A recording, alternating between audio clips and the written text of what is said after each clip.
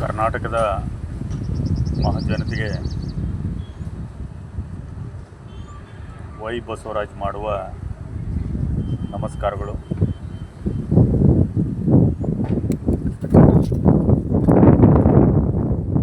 ಕರ್ನಾಟಕ ರಾಜ್ಯದ ಸನ್ಮಾನ್ಯ ಮುಖ್ಯಮಂತ್ರಿಗಳಾಗಿರ್ತಕ್ಕಂಥ ಸಿದ್ದರಾಮಯ್ಯನವರು ಇವತ್ತು 17ನೇ ಬಜೆಟನ್ನು ಮಂಡನೆ ಮಾಡಿದ್ದಾರೆ.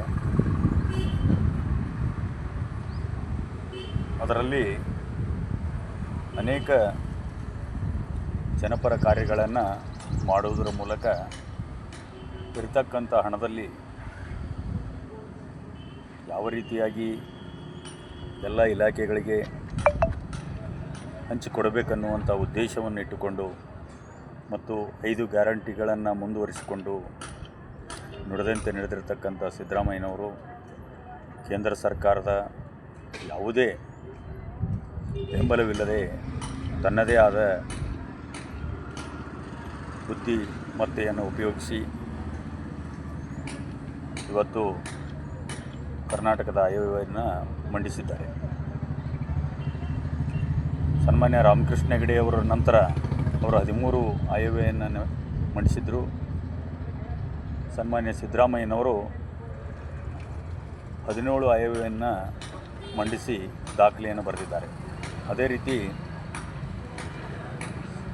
ಸನ್ಮಾನ್ಯ ಮಾಜಿ ಮುಖ್ಯಮಂತ್ರಿಗಳಾಗಿರ್ತಕ್ಕಂಥ ದಿವಂಗತ ದೇವರಾಜ ಅರಸು ನಂತರ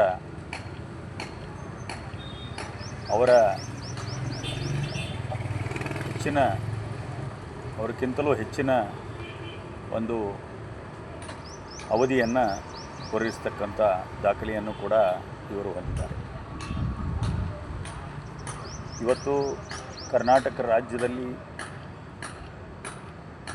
ಜನರು ಆಶೀರ್ವಾದ ಮಾಡಿದ್ದಾರೆ, 136 ಶಾಸಕರನ್ನು ಕಾಂಗ್ರೆಸ್ ಪಕ್ಷದಿಂದ ಆರಿಸಿ ಕಳಿಸಿ ಆ ಮ್ಯಾಂಡೇಟನ್ನು ಇವತ್ತು ಮ್ಯಾನೇಜ್ ಮಾಡಿಕೊಂಡು ಇರತಕ್ಕಂಥ ಹಣದಲ್ಲಿ ಇವತ್ತು ತುರ್ತು ಇರತಕ್ಕಂಥ ಕೆಲಸಗಳಿಗೆ ಮಾತ್ರ ಹಣವನ್ನು ಕ್ರೋಢೀಕರಿಸಿ ಇನ್ನುಳಿದ ಎಲ್ಲ ಕಾಮಗಾರಿಗಳಿಗೆ ಸಮಾಧಾನವಾಗಿ ಇವತ್ತು ಕೆಲಸ ಮಾಡ್ತಾ ಬಂದಿದ್ದಾರೆ.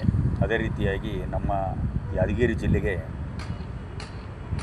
ಹೈಟೆಕ್ ಸೂಪರ್ ಸ್ಪೆಷಾಲಿಟಿ ಆಸ್ಪತ್ರೆಯನ್ನು 100 ಕೋಟಿ ವೆಚ್ಚದಲ್ಲಿ ಇವತ್ತು ಮಂಜೂರು ಮಾಡಿದ್ದಾರೆ.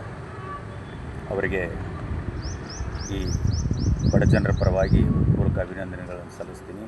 ಈ ರೀತಿಯಾಗಿ ರಾಜ್ಯದ ಮೂಲೆ ಮೂಲೆಗೆ ಯಾವ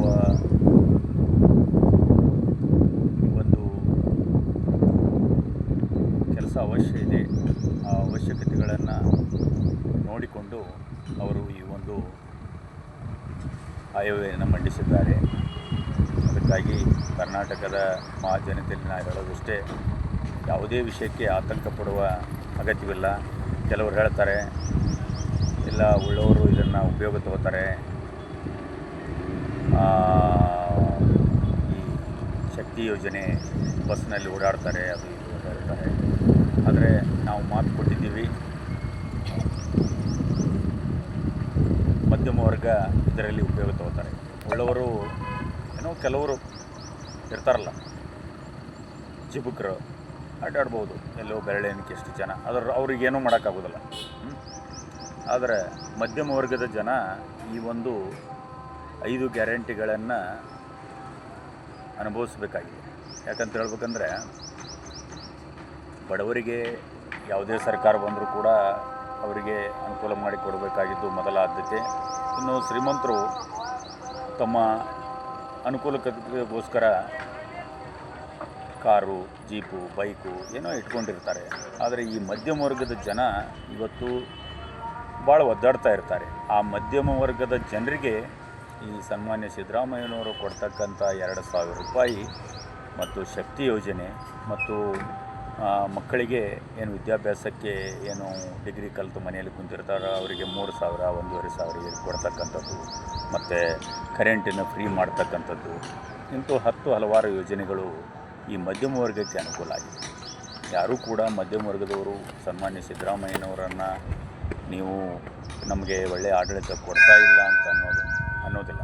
ವಿರೋಧ ಪಕ್ಷದವರು ಕೆಲವರು ಅನುಕೂಲಸ್ಥರು ಇದನ್ನು ಟೀಕೆ ಮಾಡ್ತಾರೆ ಹೊರತು ಈ ಸಮಾನ ಮನಸ್ಕರು ಮತ್ತು ಜಾತ್ಯತೀತವಾದಿಗಳು ಯಾರೂ ಕೂಡ ಈ ಒಂದು ಬಜೆಟ್ ಆಗಲಿ ಸಿದ್ದರಾಮಯ್ಯನ ಆಡಳಿತದ ಬಗ್ಗೆ ಟೀಕೆ ಮಾಡೋಕ್ಕೆ ಸಾಧ್ಯನೇ ಇಲ್ಲ. ಅದಕ್ಕಾಗಿ ಈ ಒಂದು ಸಚಿವ ಸಂಪುಟದ ಸಹೋದ್ಯೋಗಿಗಳಾಗಿರ್ತಕ್ಕಂಥ